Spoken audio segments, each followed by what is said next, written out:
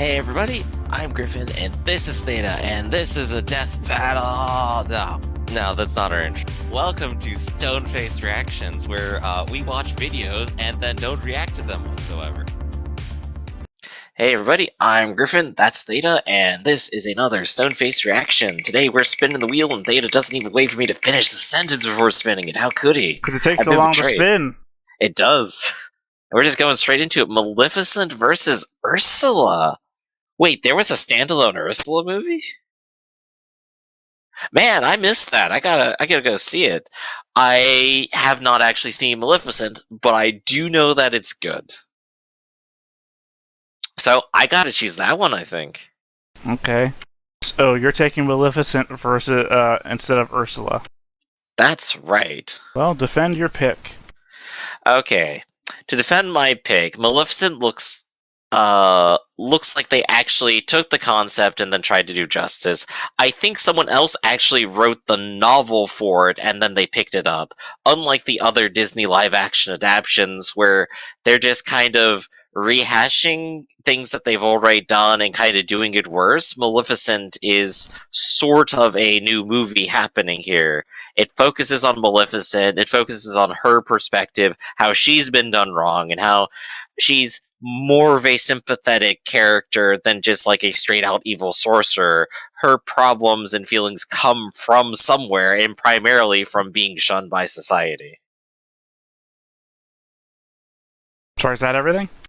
Yeah, that's kind of like what I understand about it. That's the kind of thing I like to see, especially when I characterize, like, villains and stuff. So, I'm totally down for it. I really like it. So, I didn't know that Maleficent even had a movie. Mm-hmm. So I'm going to take this on face value and just assume that it's, even though it's real rivalries, that it's Maleficent versus Ursula, the characters, because I don't know that Ursula had a movie either. And that you've left me with Ursula. See, Maleficent, I know, is like the, not the prime, it's the prime antagonist if you're talking about Kingdom Hearts. Well, not even that, because she's got one of the heartless guys, Ansem. She's got Ansem over her in the first movie. Mm-hmm. She just appears to be the ringleader, and Ursula's under her there. But she's like the prototypical antagonist, and that I think she comes before. I don't even think she did. She came before Ursula.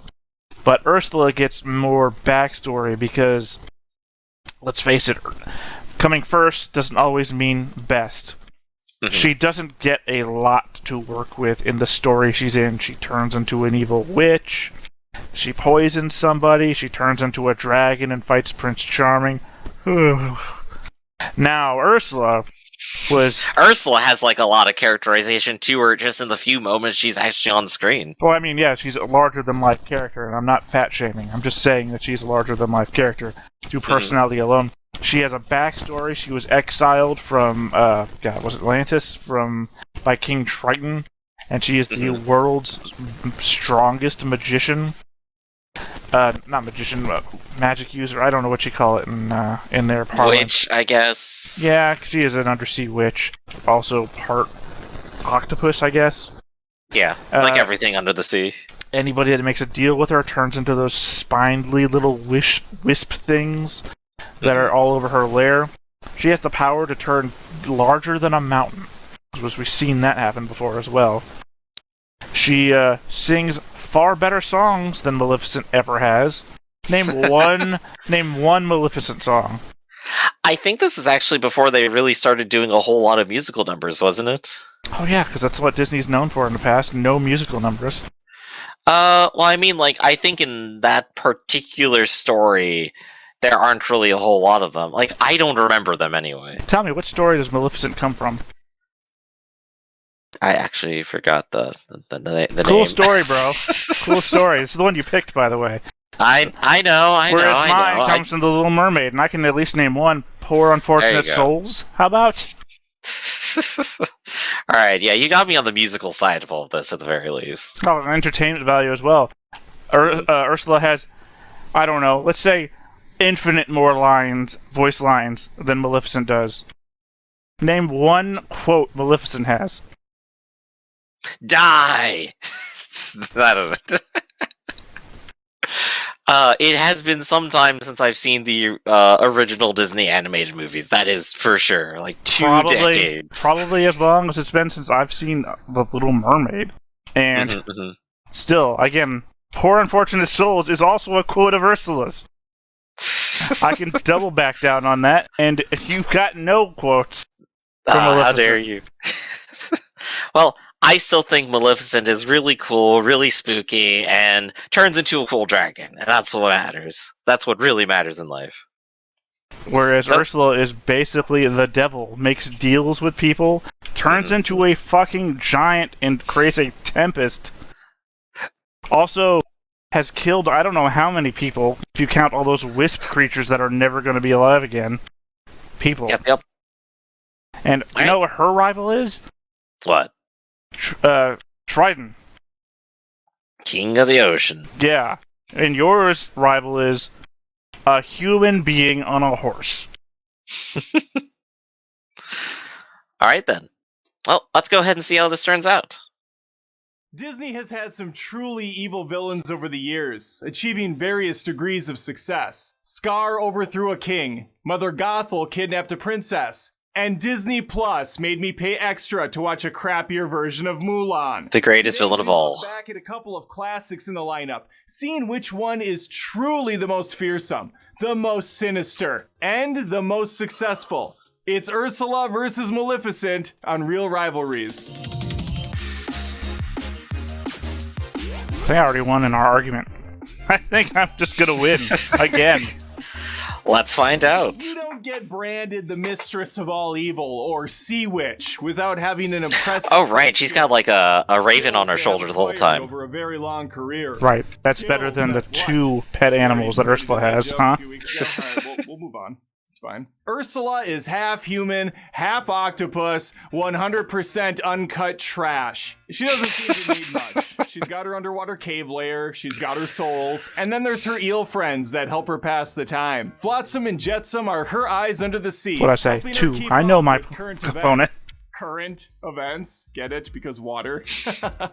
Laugh at that. Maleficent knows she's skilled in the dark arts, and that pedigree needs to be matched with a large, dreadful castle. She too can keep tabs on things thanks to her best friend Diablo. Mal also has a menagerie of dim-witted creatures at her disposal, decked out in their finest battle. Oh my gosh, I forgot about those designs. Ursula may be restricted to the water, but she doesn't need a magical staff to perform her feats. Her powers straight up Zelda moblins. Magical contract making, voice stealing, soul collection, and a throng of talismans that give her further abilities. She uses a shell later to transform into a smoking hot brunette, able to put Eric into a trance. I mean, Eric isn't the sharpest trident in the sea. She probably could have controlled him without the use of a spell. You're hurt? No, you need help. Maleficent can do all sorts of crazy things with her magical staff. And she can also put people into a trance and lead them astray. Which begs the question, why not just lead Aurora off the side of a cliff? Or walk her in front of some fast-moving horses? Poor simple fools. Mal's a bit of a green thumb too, able to grow some seriously nasty thorn bushes. I won't discredit her interior. She's got a literal D&D character's worth of spells on her But list. it's impressive nevertheless. Her trolling game is very much on point. Later in the film, she teases Prince Philip by showing a terrible future play out. Just imagine the kind of damage she could deliver on 4chan. Both villains seem to love what they do for a living, which is nice. You should always enjoy your work. All that said, Ursula gets mad respect for having a beautiful musical number while trying to look her best. In the final act, both villains become forces to be reckoned with. Mal uses transfiguration, becoming a large black dragon, and Ursula harnesses the power of King Triton, turning into a massive version of herself. As impressive as both of these are, Ursula does get the slight edge here, simply because I don't know if Maleficent can do anything without her magical staff. Keep in mind, this is based solely on the 2 animated Though Ursula's transformation is she stole power from someone else first, not her own. Well, yeah, but that's their thing, is that they're rivals, whereas Maleficent's rival is just that little princess. And making a whole scene of it. She imparts a gift of well wishes on the child. Oh yes, and the promise of death by the age of 16. Look, pricking your finger on the spool of a spinning wheel may seem like a silly way to die, but these were simpler times, more dangerous times, and it was no joke, okay? There were people dropping like flies from spindles. Merryweather, one of the three good fairies, attempts to counter Maleficent's curse, but can only alter it. Instead of dying, Aurora would fall into a deep sleep, only to awaken by true love's kiss. What a very odd and specific change to make on the fly there, Merryweather. Feel like you're projecting a bit. Wouldn't you know it, but Ursula hatches a similar plot against Ariel, allowing her to trade her voice for a sweet pair of legs, with the condition that she receives, you guessed it, true love's kiss within 3 days' time. Disney, they really had that one note to play for quite a while, didn't they? I feel like every one of their meetings went something like this. Ooh, so, what do we know about girls? They like boys and singing to animals, yeah? This is honestly pretty accurate. Oh, yeah. I bet they'd be willing to trade their literal souls just for a date with one, too. Especially if that someone was a prince. All right, I think we got the template for the next 3 decades of films. I mean, All you too also got to accurate. admit that the other curse is worse than one. One is you live forever until you get kissed. Ursula's is you have 3 days to get kissed. Maleficent wants to get payback for being snubbed at a birthday party. So, essentially the same things here. Both equal causes.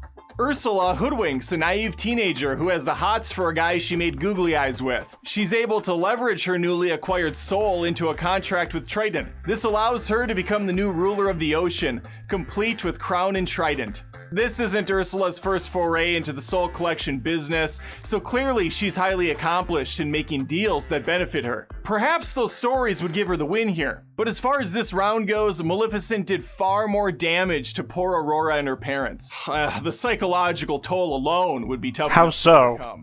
Granted, Aurora's immediate Ursula reaction literally to hearing destroyed she was Ariel's actually a parents. princess with a mother and father was to Did she? run off and cry into Yeah, a you did just see pillow because she Trident couldn't see getting her new boyfriend. transformed into like a Yikes, mini Disney. creature, and Maleficent all of his gets powers this being taken away from right, him. yeah, that happens. I forgot about that. That's more powerful than emotional The damage. opponents she faces. I would say Ursula has her work cut I out think he's for being her, a bit but sarcastic. that would be a lie. The competition's a sorry bunch for the most part. There's No, he's Scuttle, being the sarcastic branded 'cause you get the seagull, point to Maleficent. Ariel's best friend Flounder, and Sebastian, the red Trinidadian crab. Even though he's not the most cheerful of sea dwellers, I appreciate his determination to keep Ariel out of trouble. You might as well call me the Winter Soldier, because I'm a Sebastian stan. I make no apologies for that. That was gold. Maleficent has more worthy opponents. And with there goes magical the Raven. abilities. Specifically, 3 good fairies. Flora, Fauna, and Merryweather. Then there's our Prince Charmings. Prince Philip seems like a genuinely good dude. He's brave. Yeah, that's why he confident, kissed a sleeping and has woman out in the middle of a zero forest issues without her duetting with a consent. complete stranger. Generally do a dude. Ariel's future husband Eric doesn't strike me as the sharpest dude. He's missing a lot of red flags. A teenage girl that won't talk, for starters. Ariel's fish friends certainly helped out, and Scuttle kind of became the MVP by alerting her of the Sea Witch's transformation. I can't help but shake how easily Ursula was defeated. Eric slowly ramming the front of his ship into her stomach seemed easily avoidable, to say the least. You know, now that I Philip think was a about it, greater that does opponent, remind me of the end of mainly Call of because he had a Cthulhu. sword powered by fairy magic. Seemed like a more legit kill. Giving this round to Maleficent. Yeah. Ursula is actually Cthulhu. Maybe A sword being maybe. thrown at you is so much better than a ship being crashed into you. I don't understand that Ursula one. did accomplish her goals. They just only lasted for 10 minutes. Meanwhile, Maleficent destroyed a family for 16 years for sport. A hobby is fun, but when you can turn that into a career, well, then you, my friend, have made it. I gave you my take, and now it's your turn. Leave a comment with your winner, cast a like on the video if you had a good time, and I'll see you next week on another Reel Rivalries. Maleficent has had 2 live-action movies so far. Cruella has her film coming out. When are we going to get a live-action Ursula? Yeah, when's the live-action Ursula movie coming out? Never. Don't care for it. I don't need to see a live-action Ursula. King and Mulan. I know you're out of ideas over there, but just give me something. He's right, Disney's out of ideas. So I don't need a live-action Ursula. I'm just fine with the Ursula we already got. And apparently, live action Maleficent wasn't good enough, so they made another one. Mm-hmm. Who knows why? The answer is probably money. Anyway, I don't agree with the answer to this, but at least it gives me an opportunity to pick first next time. That is true. We get to go ahead back and forth, and you get to choose next. Well, one way or another, I'm Griffin, this is Theta, and this has been Stoneface Reactions, and we'll catch you next time. See you later, everybody. Hey everybody, thanks for watching another Stoneface Reactions. If you have an idea of another video we could go ahead and watch, go ahead and put it in the comments down below, and we'll add it to the wheel. Be sure to like, comment, and subscribe, and let us know what you thought about this video, and what parts you liked. And until then, we'll see you next time. Is this too goofy?